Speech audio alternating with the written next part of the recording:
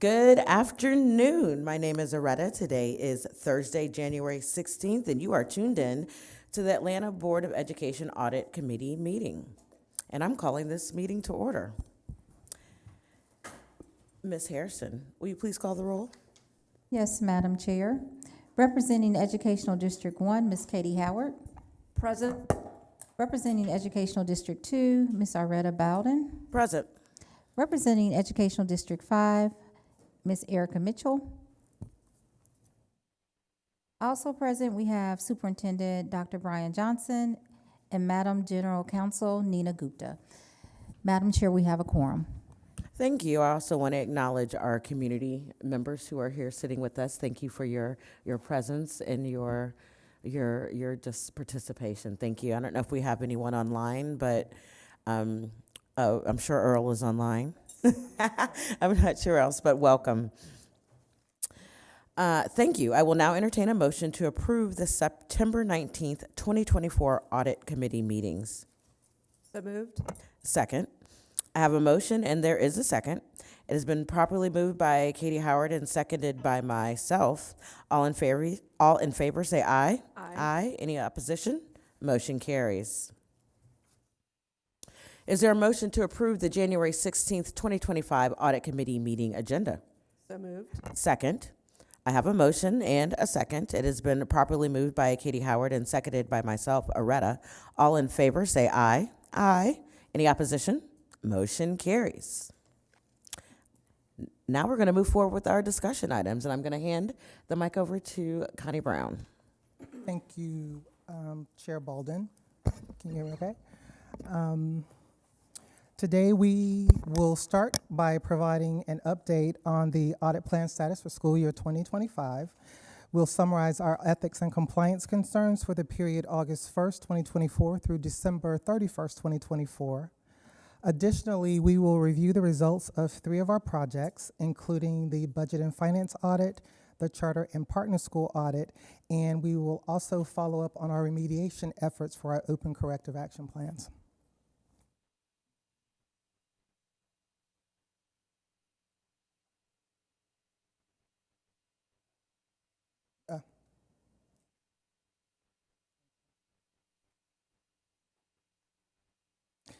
Briefly, based on the status report that you see on the screen, OIC is progressing well towards completing the audit projects as outlined in the approved audit plan. The miscellaneous cash activity account fund audits are currently underway. We anticipate all those audits being completed by May 30th, 2025. Also, the financial reporting audit, our cybersecurity assessment, family and community engagement, and our student extracurricular activities audits are currently in process as well. Just a note, last time we talked, we actually deferred grants management. Just a quick follow-up on that. I did note that the district is no longer considered or classified as a high-risk district and has successfully re-entered the 5-year cross-functional monitoring cycle contingent upon continued compliance. So the next monitoring cycle for the district is school year 2029. So the function itself may be considered at a later date for our internal plans, contingent upon our future risk assessments. Like I said, it was pretty straightforward. I'll entertain any questions you guys might have as it relates to the status of the plan. I have a question, but I'm going to check with my colleagues first. Anyone have a question? So my question is just quickly around the grants management. You see, we initially had 235 hours budgeted for that. How have those been reallocated, or did this charter partner audit that we did that we kind of moved, and is that what made the space for it? Yes, Okay. because we actually removed governance and physical assets and inventory, and we deferred the grants management. So Okay. that helped with having the hours for the special. So we don't have any extra. This has already been accounted for. No, as well as all the dollars as well. Okay, just checking.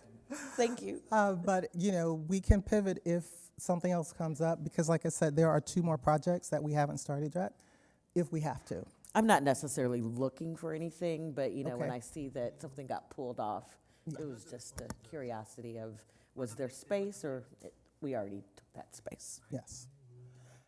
Quickly on our ethics and compliance, the Office of Internal Compliance is tasked with receiving and processing concerns submitted through multiple channels, such as the Ethics and Compliance Hotline, Let's Talk, email and/or telephone referrals. Based on the specifics of each concern, OIC may investigate or assign the issue to a relevant APS team member for resolution. Typically, cases not managed by the Office of Internal Compliance are handled by the Office of Employee Experience and Performance, formerly known as OER. Most concerns are generally reported through the Ethics and Compliance Hotline. Between September 1st and December 31st, there were a total of 42 concerns reported. 13 of those concerns were managed by the Office of Internal Compliance. And you can see the range of issues listed. Moving forward, based on in addition to the 13 that came through the Ethics and Compliance Hotline, we received an additional 7 concerns through email, Let's Talk. So that brought the total that the office managed to 20. Again, like I generally report, 11 of the 20, there was no investigation and no report listed because, again, we did not have enough actionable information to proceed with it. We had 4 substantiated claims, 4 unsubstantiated claims, and 1 partially substantiated claim. And as of December 31st, all reported concerns have been closed, investigated, and or closed. And am I correct in saying when you have a situation where you do not have enough information, do you, if you can, if it's not anonymous, do you reach back out to that person and ask for additional information, or is it just you didn't provide it and we're moving on? Even if it is anonymous, the way the system is built, when you file a report, you receive a passcode so that you can reach back into the system and follow up. So that is what I do. If I don't have enough information, I will respond in the system asking for that information by a specific time and ask that they provide it so that we can determine if there is enough information. I will tell you, I usually don't get a response from individuals. Is there a certain category of things that are reported that would escalate? And I'm not quite sure how to answer the question, but like looking at the range of things that are communicated, are there high priority complaints, if you will? So I read every case. Harassment, student harassment, sexual harassment, those types of things, I read and I forward them to the appropriate department. So that may be safety and security, the police department, or it could be the Office of Employee Relations as well. But I look at all of them and make a determination. I mean, there's some times where there's just not enough information without asking for it. So it's not that we're ignoring anything, it's just, especially if it's anonymous, it's very difficult to move forward with it. Understood. Does that answer your question, or? Yes. Okay.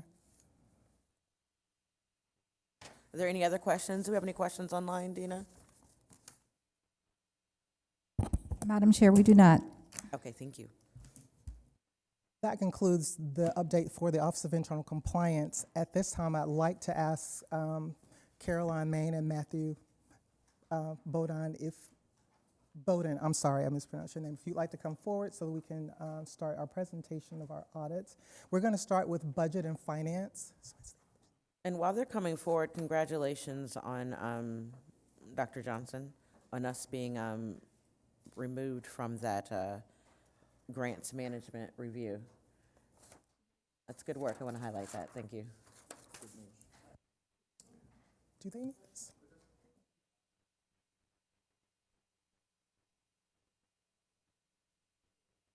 Oh, he's waiting. Yeah, he's coming. Thank you.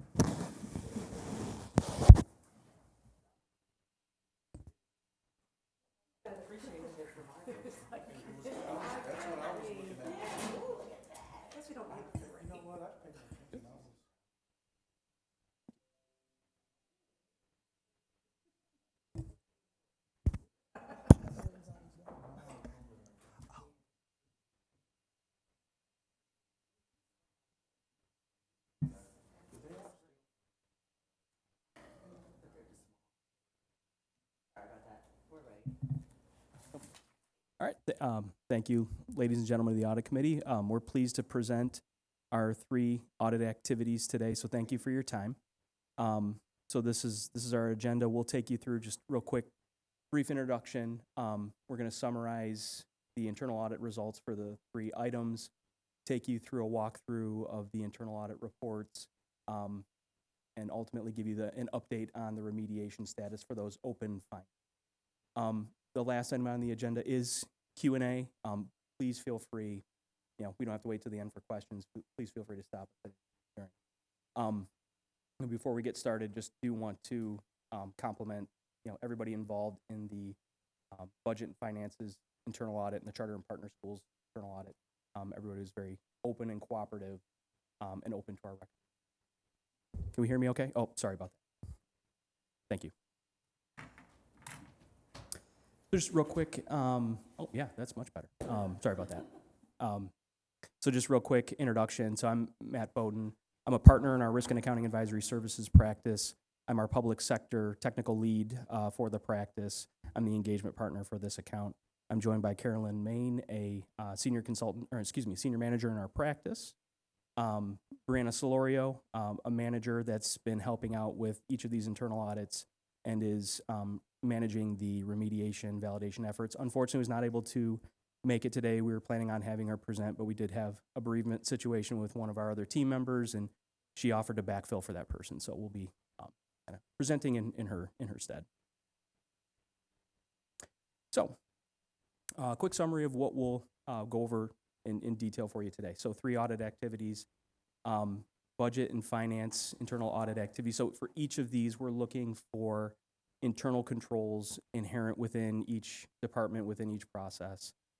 Ultimately for this one, focused on budget monitoring, budget amendments, and budget transfer activities. Again, just making sure that we have internal controls over the key aspects of those. Overall, the department was very, very responsive to our inquiry and recommendations.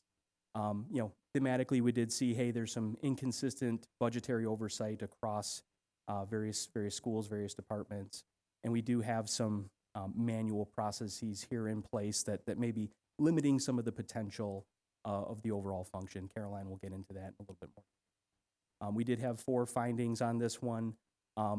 Relatively clean audit report, but still some things to focus on from an improvement activity standpoint. Moving on to charter and partner school. So again, looking for internal controls inherent within the process, and anywhere where there are not internal controls inherent, we'll be recommending those for management's consideration. The areas of focus here would be the charter renewals themselves, monitoring of contract requirements, and ultimately monitoring the performance of the charter and partner school. So thematically, we did notice that there are established monitoring procedures for the charter and partner schools function, but there are some communication opportunities to strengthen and some follow-up activities that need to be monitored a little bit closer. And then ultimately enhancing documentation and monitoring activities just to help strengthen the function, are contemplated in our recommendations. Overall, 9 findings for this one. We'll take you through those in detail. Happy to address any questions that you. And then lastly, internal audit remediation. So just a quick refresher, I'm sure everybody's familiar, but we're validating the implementation of remediation action items from a number of years past. During this period, we did pick up 26 remediated findings, constitutes about a 10% improvement over the prior reporting period. We'll take you through some summary graphics to communicate kind of where we are as of today from a remediation validation standpoint. So at this point, if there's no other questions on our brief summary, I'm going to hand it off to Caroline to walk us through our first internal audit. Do we have any questions? All right, thank you. Okay, thank you, Matt.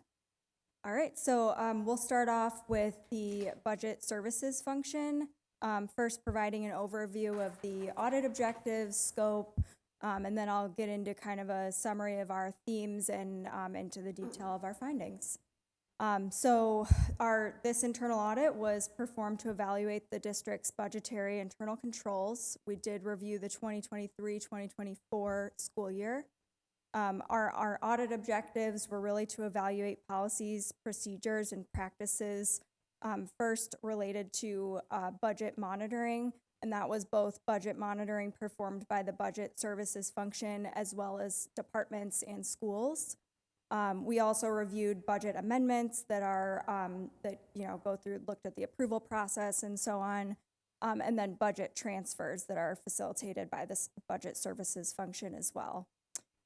We did assess roles and responsibilities of key stakeholders in the budget monitoring process. That also, that included interviews with budget services as well as the departments and schools, primarily the budget center managers at departments and schools, to understand the differences in responsibilities between, the more centralized department versus the schools and individual departments.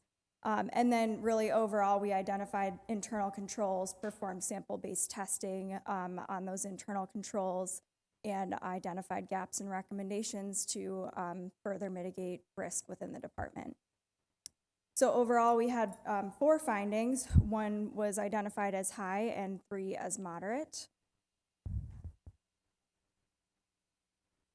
Oops, sorry, I'm going the wrong way here. Okay. So a couple of themes here. So the first one, like I said, we had many interviews with departments and schools, and just overall received really great feedback about the budget services function, that the team is highly responsive and supportive, that they're proactive in addressing their inquiries. They provide a lot of one-on-one support and process budget transfer requests promptly. So that was great to hear.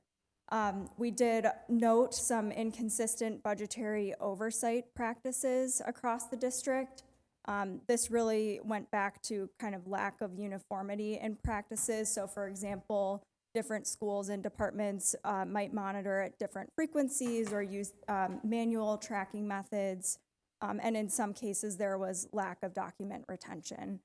So not necessarily an issue, but just a theme. We noticed that there are some inconsistencies there, and we'll talk about recommendations shortly that we have to address that. And then lastly here, existence of manual processes due to system limitations. So we noted that manual processes are common in the budget monitoring among departments and schools. A lot of them are leveraging like Excel spreadsheets, for example, where some of the loss in reporting is not very user-friendly. And there was a heavy reliance on emails for budget transfers due to lack of workflow capabilities within Lawson. So we have some recommendations around that as well. But are there any questions about the themes before I move into some of the specific details of the findings? Okay. All right, so our first finding, this was the one high priority. So we noted that budget journal entries are not consistently reviewed and agreed to supporting documentation by someone independent of the person preparing the entry. So first, we recommend independently reviewing budget journal entries for accuracy prior to posting, ensuring that the GL coding is accurate, et cetera. We do recognize that there will be an upcoming implementation and transition to Oracle. So in exploring some of those Oracle capabilities, we know that there is workflow functionality within that system that can be leveraged to ensure that independent approval is taking place timely. So we do recommend, when the district gets to that point of going through the implementation, kind of exploring leveraging those workflow capabilities. So are these also then shared with FIMI and IT, even though this is specific to budget? Like, how are we ensuring that communication, that they're aware that this is a function that would strongly benefit this department? And I don't know if we have an answer now, but just want to make sure that we're doing that. To your point, though, I'll make sure FEMI gets a copy of it. But initially, I didn't include FEMI in the communications, but I can do that. Yeah. Yeah, as we get into remediation efforts for this too, we can make sure that if there are multiple stakeholders responsible for helping implement our recommendations, we can make sure that that all individuals are included there. And Oh, okay. Yeah. And definitely, hearing that, system limitations and knowing that we've got a new system coming up, to me, seems opportunity. Good afternoon, everyone. I'd just quickly like to add to that. So when it comes to the system limitations currently in Lawson, and like Caroline mentioned that, in the new system, Oracle, so we are already in conversations with the Oracle team right now to have that workflow set up within the system so that we don't have to do it in emails. Yeah.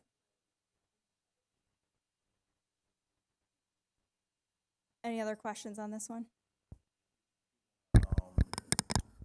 And I think you probably, come on back up. Yeah. You can probably speak to this better than I can, but I do think we should set realistic expectations around Oracle implementation. So, Oracle, ERP implementations are heavy, and there is a cadence and flow, so it won't be fixed. Like it may not be the first thing out of the gate, because Right. first thing out of the gate is make sure we get everybody paid on time, and so right, because that's the one that's going to have a problem. But as we look at workflow in this, I just want to be clear that and so talk a little bit briefly, if you would, about expected, because we're gonna look at this again 25, 26, so it'll be a year from now.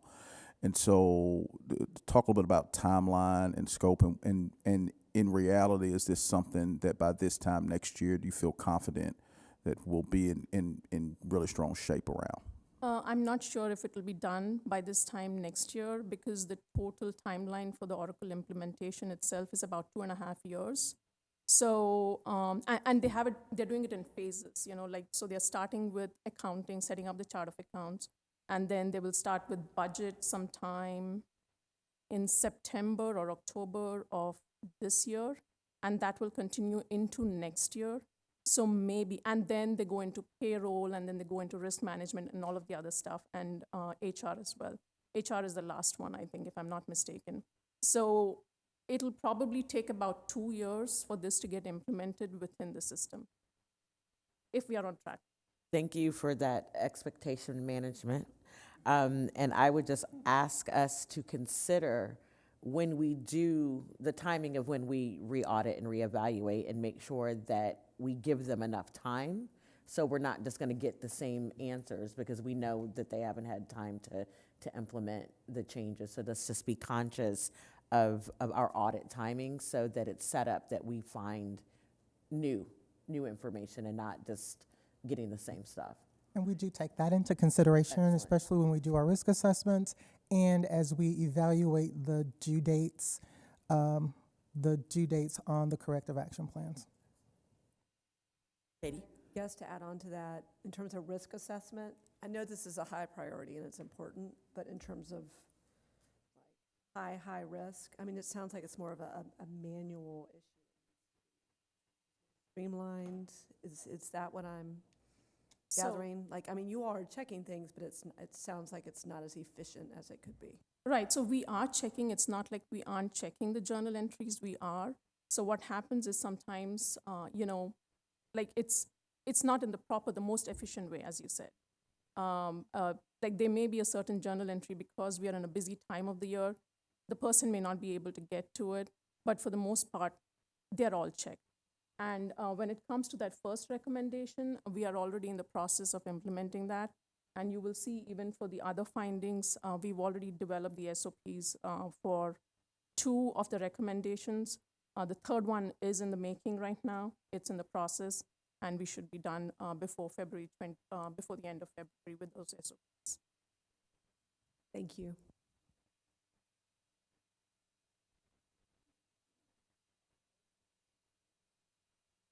Thank you, everyone. Okay, all right, so moving into a couple of moderate priority findings. So first one here, there are no written standard operating procedures documenting budget services monitoring or amendment processes, including outlining, roles and responsibilities of the budget services team, and kind of specifically outlining too the differences between the budget services responsibilities versus schools and departments.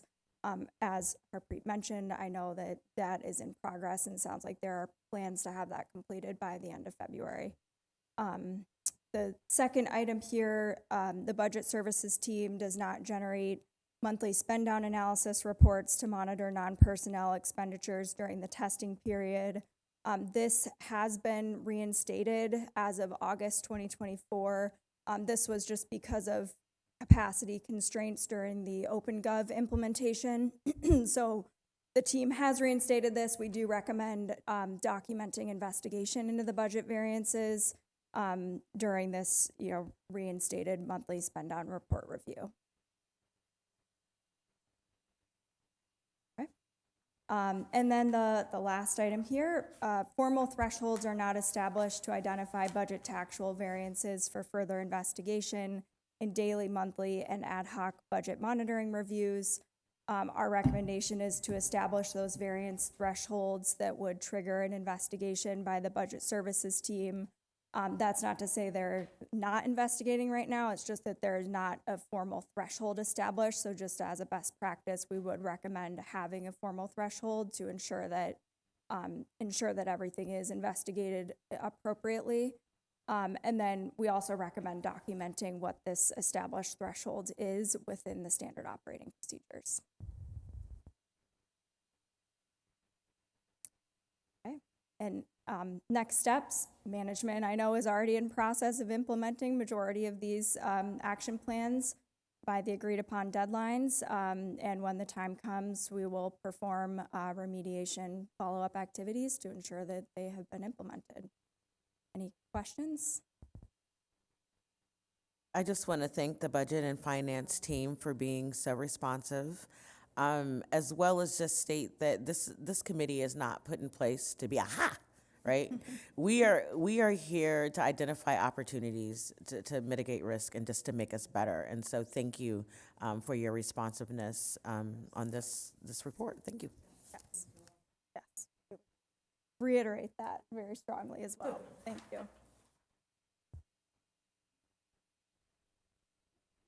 Okay, moving on to charter and partner schools. So just starting off with some audit objectives and our scope. We evaluated the Office of Charter and Partner School function again during the 2023-2024 school year.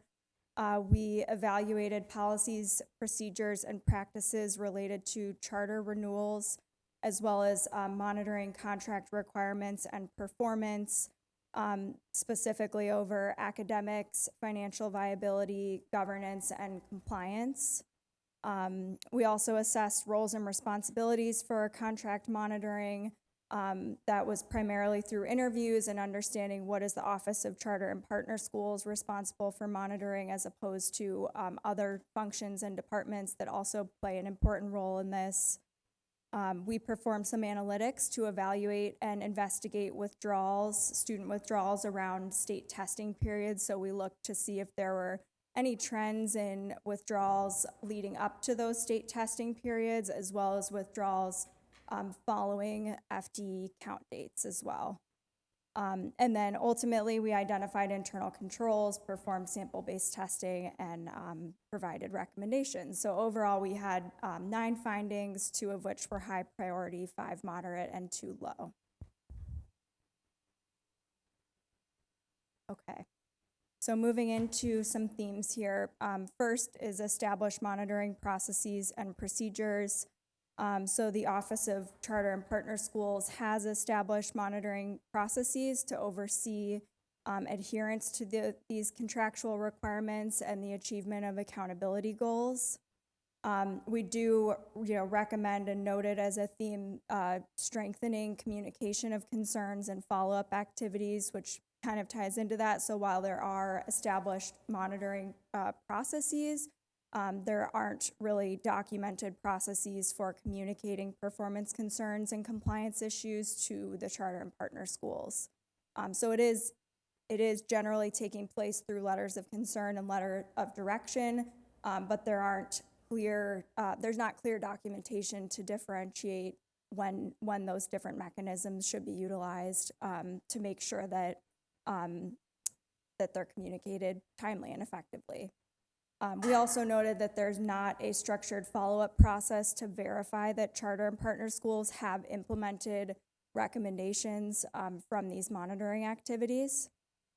And then lastly here, we noted overall that there's insufficient documentation of contract monitoring processes and unclear roles and responsibilities that could, lead to gaps in accountability and transparency issues as well. So we'll talk more about that shortly. But any questions on the themes before we move into the findings?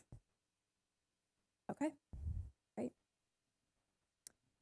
All right, so first finding, special education compliance monitoring was not performed for all schools during the 2023-2024 school year. I believe it was 3 of 10 schools, and this really was because of kind of scheduling and capacity issues. So in addition to that, there's also no established process to validate the implementation of recommendations and action items, as I mentioned. So first, we recommend ensuring that special education monitoring processes and site visits are conducted at least annually for all schools. We recommend implementing a follow-up process to verify that schools address and resolve these recommendations, again, to ensure timeliness and so on. And then lastly, we recommend updating standard operating procedures to reflect these changes. Secondly, so as I said, while the Office of Charter and Partner Schools does use letters of direction or concern to address adherence issues, there are no documented processes for this escalation. We recommend developing and implementing a formal standard operating procedure to make sure that concerns with adherence to requirements in the contract are communicated to the relevant charter and partner school in a timely manner. Questions? I do have a question for number 1. Mm-hmm. So, is this the annual monitoring? Do we do that for our traditional schools? For the special education compliance? Well, they're fairly consistently monitored through through IEP, so it's not just a one-time. You can correct me if I'm wrong, your firm deals in supporting us with that, but it's not just a one-time. It's continuous. Yeah. Okay, so, all right. And some of this is a byproduct of just the charter partner contractual relationship and what's ours and theirs, and so. Thank you. Katie? And I guess that touches on, when looking at this audit, we obviously have the contracts with individual charters and then partners. We obviously have our requirements for the federal requirements, and I know we'll get into this more, but like just having a structure in place on our side between who's responsible for what in working with the Office of Charter and Partners. So that's something that resonated with me as I was reading through the entire 30-page report, which is hugely helpful. But I'll wait until we get to that point.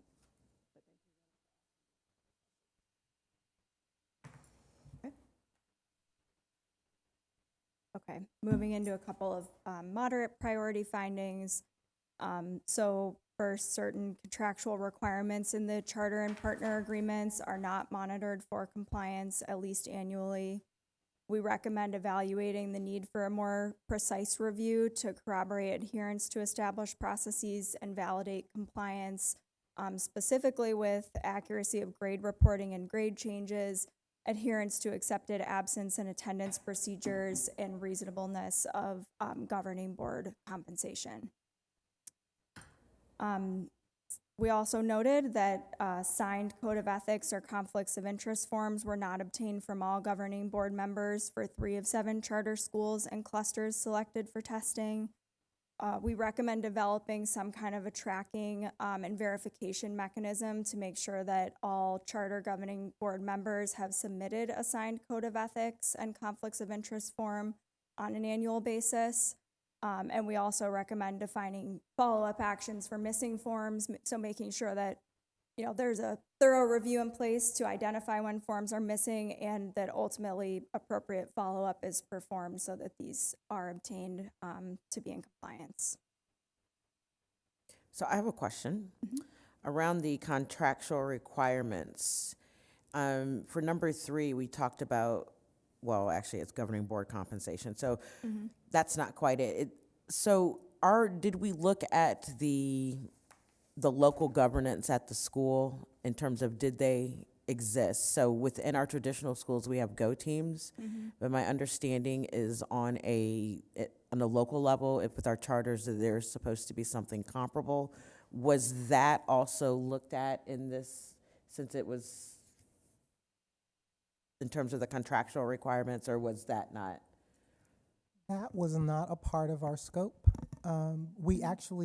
We interviewed several individuals within the district. We did not visit the charter schools themselves.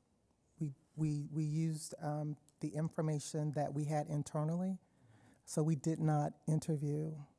So I have a curiosity around that, just in terms of, I guess, I don't know if it's SOP or it's basically our community has confusion in terms of where do we go to raise an issue, right? And so similar to our traditional schools, my understanding is there is a local governance place that they could go to address issues. They have their principal and they have their board. So I was just curious, is there a standard operating procedure or practice for that? Is that communicated? And because this wasn't in the scope, it may be a question that is outside of this, but it is a curiosity because it's something that we see in the boardroom that it seems like not everyone is aware of how to advocate for themselves. That's a good question. I don't know. I don't have the answer to that off the top of my head. I will look into it. I don't know that that's something we would have addressed within our scope, but I don't know if any others have perspective. I won't speak specifically here, but I think it's a real conversation for us to consider in the go forward. A little bit of my concern right now is that we set up so many structures that so in effect, it's a performance contract, and we are contracting out these services with the expectation they deliver on the services and trusting that they do and will. And so I don't want to create so many things at the district level. So my former district, let me just go like that. We had 9 or 10 charter schools, or 8, or however many we had. We had several, and there was a single person at the system that was a coordinator that dealt with charter, and it just was a conduit because it's on the charter school to communicate with their communities as to what their processes are, right? And so we can get to a place where we create such a significant apparatus here that it'll not necessarily absolve them of the responsibility, but it just creates too many layers. We need to kind of work directly with that charter provider or partner provider and say, here are the issues, and then again, use the performance contract as the mechanism to create accountability. Madam Chair, we do have a question. Understood. Thank you. Matthew Underwood has a question. Oh, hey, sorry, everybody. This is Matt Underwood. Sorry for not being there in person. Had a medical procedure a little while ago, so I'm at home. But I just wanted to respond to that question that Board Member Baldwin raised. That on our Office of Charter and Partner Schools website, there is a link to the grievance process for every charter and partner organization. And so anytime we get a call or a submission via Let's Talk, we direct the parent or community member from a charter partner school to that process, depending upon the nature of what their concern is, so that the school can handle it through their own established process. That's awesome to know, and we could use to refer people to that. So thank you. Sure.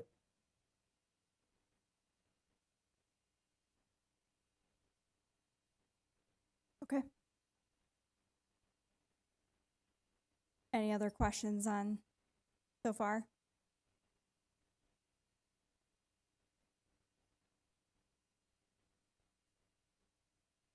I might have one. So on the accuracy of grade reporting, grade changes, when I was reading the whole report, Infinite Campus, is that really the holder of all the information, no matter where a student is? Yes. So if there's an issue, that's something in terms of maybe an input into Infinite Campus, like it's in Infinite Campus for everybody. Should be. And that's a finding. Theoretically, it should be in Infinite Yes. Campus.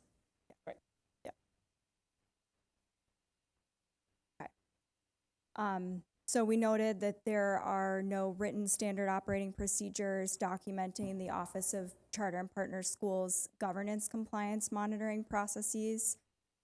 We recommend developing standard operating procedures that document activities performed for monitoring governance requirements outlined in these contracts.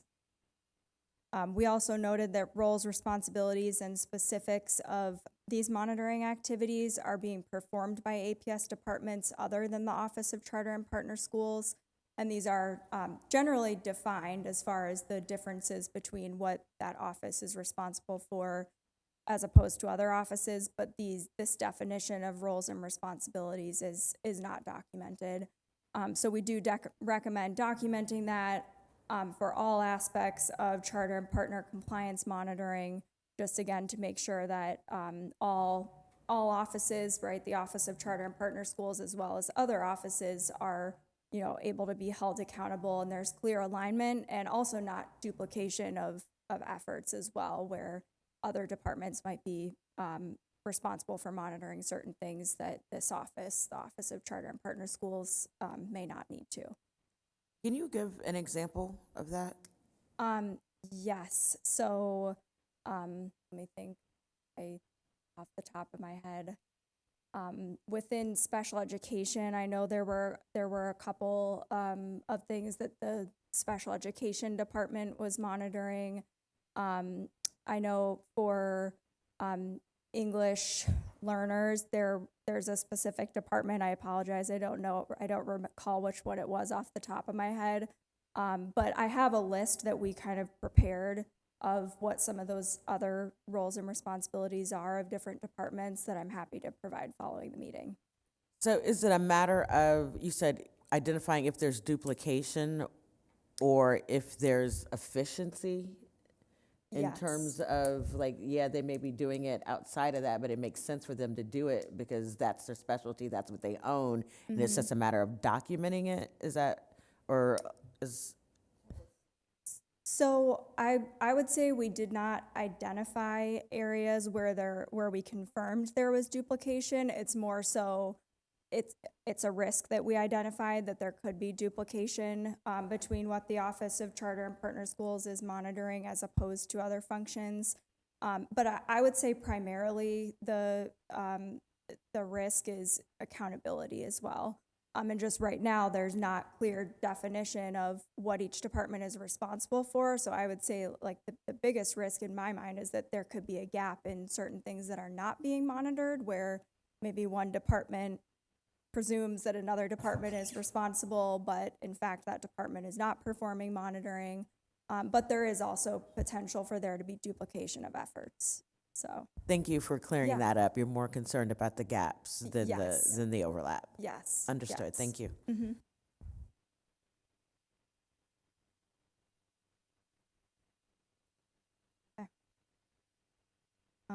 Okay, so this next finding relates to the analytics that we performed. Again, we looked at student withdrawals leading up to testing dates, as well as student withdrawals kind of following those FTE count days. In doing so, and you'll see, in the detailed report, you'll see analytics that support some of our findings, but we did investigate within Infinite Campus some of these student withdrawals. Specifically, we looked for schools that had a higher percentage of withdrawals around those test dates and count days, and then we selected samples from those specific schools that seemed like outliers. And we did note that in many cases, we were able to validate a reason for those withdrawals. those, I guess I should say, trends in withdrawals around those dates. But we did note that there were, in some cases, inaccurate withdrawal status codes, and/or the documentation of the reason for the withdrawal was not retained in Infinite Campus. So some recommendations here. We do recommend documenting that it is the responsibility of the Office of Student Assignment and Records to perform monitoring processes. They are performing some monitoring currently over student withdrawals. It is on a sample basis, so it's possible that some of the samples we selected differ from samples that they have selected. But we recommend having documentation that indicates that this is their responsibility. We also recommend agreeing upon the precision of the monitoring performed by the Office of Student Assignment and Records. We recommend that they communicate instances of noncompliance to school leadership. From our interviews, it appears that that communication currently is lacking. And then lastly, we recommend reinforcing the importance of accurately reporting student withdrawals and retaining that supporting documentation in Infinite Campus through training. So I believe I heard you say that you looked at the timing and there were some schools that made you go deeper. But when you looked at it, most of them were valid withdrawal reasons? Exactly, And yes. But there were others that just were inaccurately coded or not coded at all? Yes, exactly. So you'll see within the report, we have various visuals of our analytics that break down by high school, middle, and elementary. You'll see it shows percentages by school of student withdrawals around those dates. And so the schools that had higher percentages than others, those were the schools that we dove into some specific samples. But your statement was accurate in that some of those we were able to substantiate, and it appears that there are reasons and documentation within Infinite Campus that support some of those increased withdrawals. But for some of the samples that we looked at, there was either no documentation or the withdrawal status codes were inaccurate, so we were not able to validate that they were appropriate. So this is at least the second one where Infinite Campus not being used to its fullest has been identified. Correct. Okay. Correct. And I'm going to hold that question, never mind.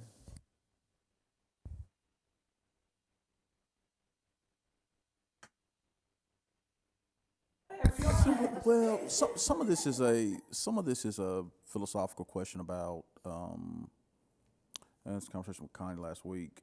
Some of this is a philosophical question about how deep we're going to go, and like what are we going to measure? And I think it's something as we look at the performance contracts, what things are really important. To include, like the last recommendation that's going to be in here about the right to review or audit. Like some of these are things that could possibly be considerations to be included within the future performance contracts to really put a clean line as to how deep we're going to go or what the expectations are. And then I would also say we should also be careful. I would surmise not to go so prescriptive that it ties our hands on the other side, right? So there's a fine line I think we walk here, but this is unearthing some potential opportunity if we decide to go here. Now, whether we want to monitor it within our apparatus, you know what I mean, or whether we want to state it within the contract, I think is what it needs to be determined.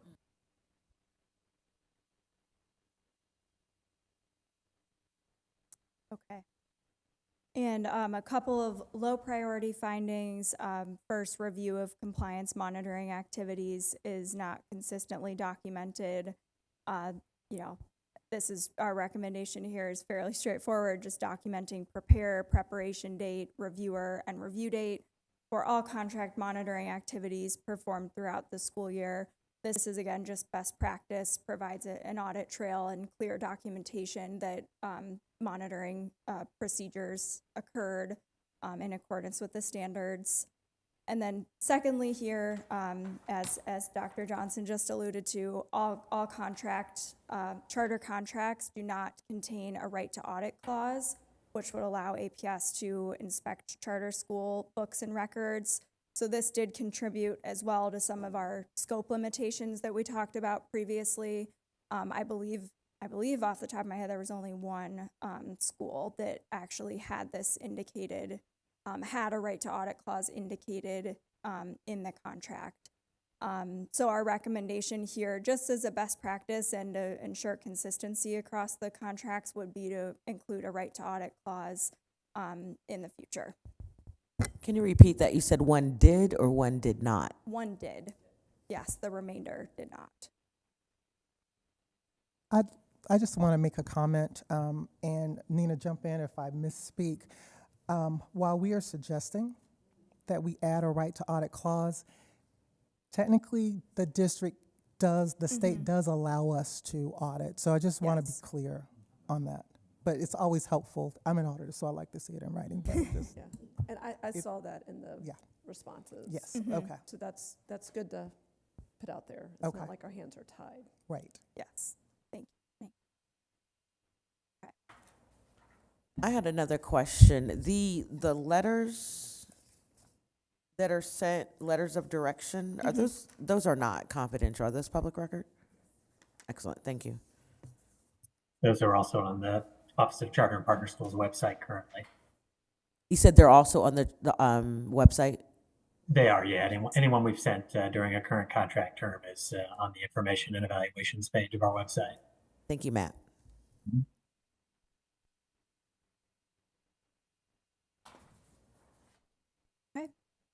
And just next step, so you'll see management responses in the report. Management will proceed with implementing the agreed upon recommended action plans by the deadlines that were discussed and agreed upon with them. And the internal audit function will be performing follow-up remediation audit activities to confirm implementation of these action plans during the next school year or once that implementation date has passed. And for the most part, a lot of these are on us in terms of how are we communicating, how are we documenting. Okay, so we are in control of those remediations. Excellent. Any other questions before we move into our remediation update? Everyone's favorite? Okay. It's exciting to see how this report evolves Thank you. and how the colors change. Yes, that was a good segue. Thank you. Thank you, Caroline.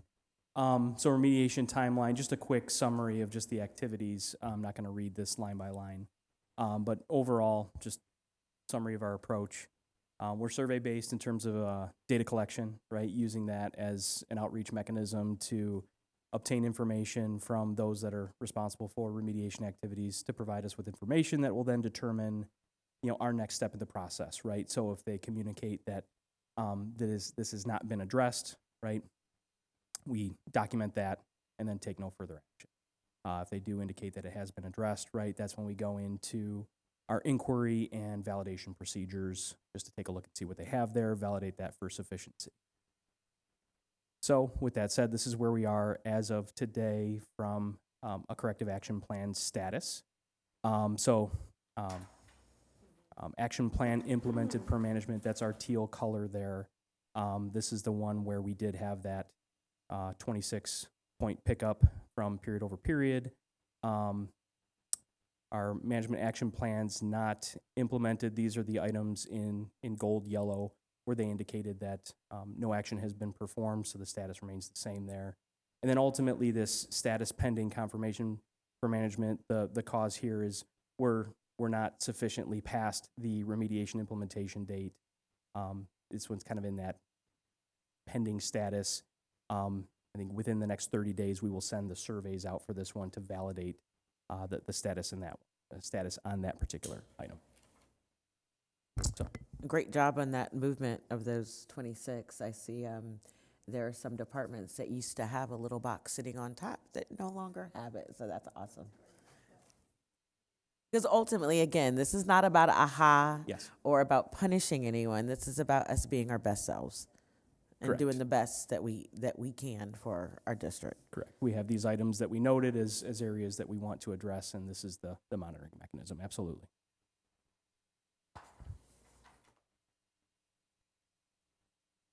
Oh, wrong button. Ultimately, status of corrective action plans noted as implemented by management as of January 2025. So our action plan validation status in progress, that's the lighter shade of blue. So these are items where we're currently in pursuit of that validation, actively monitoring, et cetera. Well, obviously, we'll have updates for you during the next audit committee meeting for these items. Those not started by internal audit, kind of in that pending status, have not yet addressed those here as a function.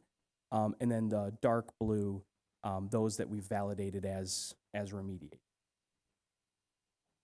So you guys are helping with this, or is this being managed by your huge team, Connie?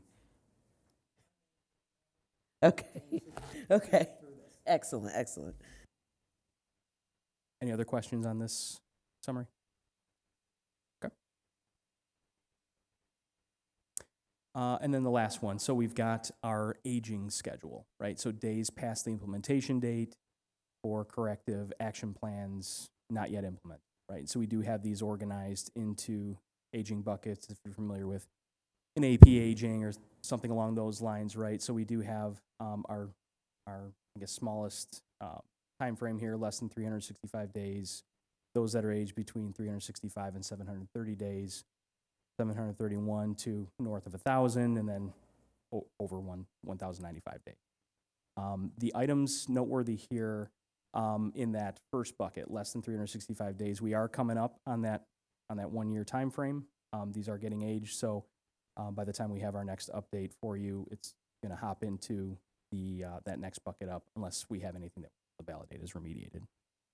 And are we aware of these that are not implemented, where they fall in risk? Like, do we know that of these 25, 3 are high risk, 20 are moderate, or, just Yes. 2 are low? Like, what Yes. is the? Yeah, we are tracking risk Okay. risk rating for these, and along those lines, right? We're also open to kind of revisiting these items with those that are responsible with them to have that discussion. Hey, this is where we are today. This is kind of the current situation. As you'll see here on this slide, we do have 7 that were noted for Oracle, right? Mhm. So, it may merit some consideration to take a look at those, see where we are from a risk standpoint, and just kind of knowing how far we are out on that Oracle implementation. Should we revisit what we've documented as our action plan here, and are there any adjustments that may So merit it consideration? sounds like we are going in with an attitude and a spirit of support and not of enforcement. Always, always, always in support. Solutions oriented is really how I'd like to think of it, right? Consultative and trying to take a district-wide consultative approach to, resolution of these items, Thank you, that is important to me. as it is to us. So this is where we are in summary. Any other questions or comments or anything that we can address?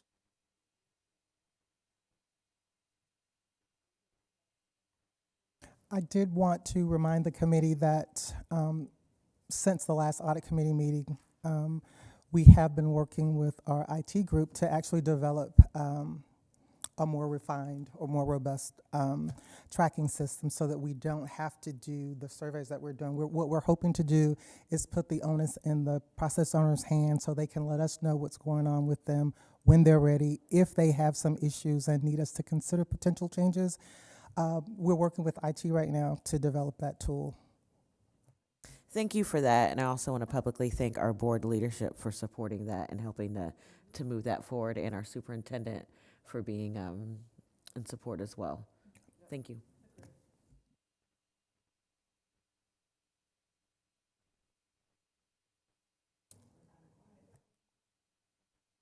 Earl's not here today.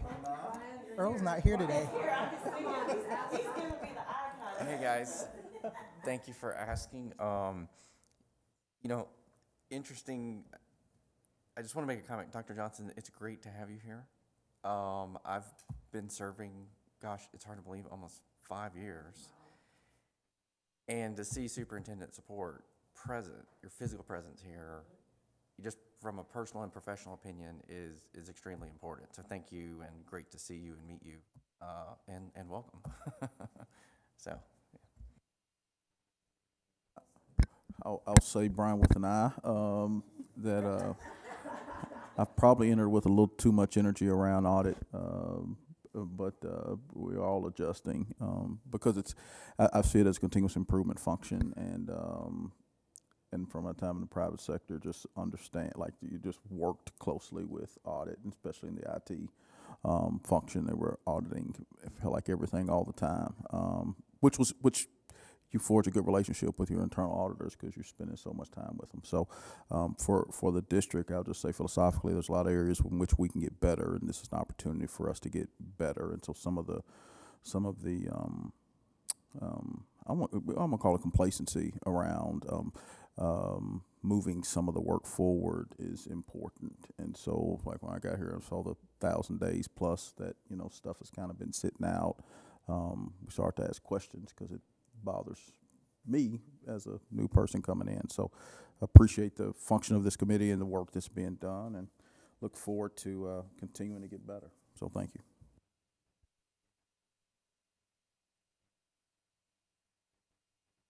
Thank you, Matt. Thanks, Thank you. Caroline. Appreciate your time. Chair Baldwin, I'll turn it back over to you. I appreciate this team and all the people that we work with that allow us to move through a whole lot of information in a really digestible way in a short amount of time, because y'all, we about to get out of here an hour early because that's how we do it. So, do we have any public comment from all the people that are in the room? No public comment. Darn, one of these days we're going to have them lined up to talk about this work. But today is not that day. So that being said, is there a motion to adjourn? So moved. Second, it has been properly moved by Katie Howard and seconded by Aretta Baldwin. All in favor say aye. Aye. All opposed? Motion carries. We're adjourned. Y'all have a great day.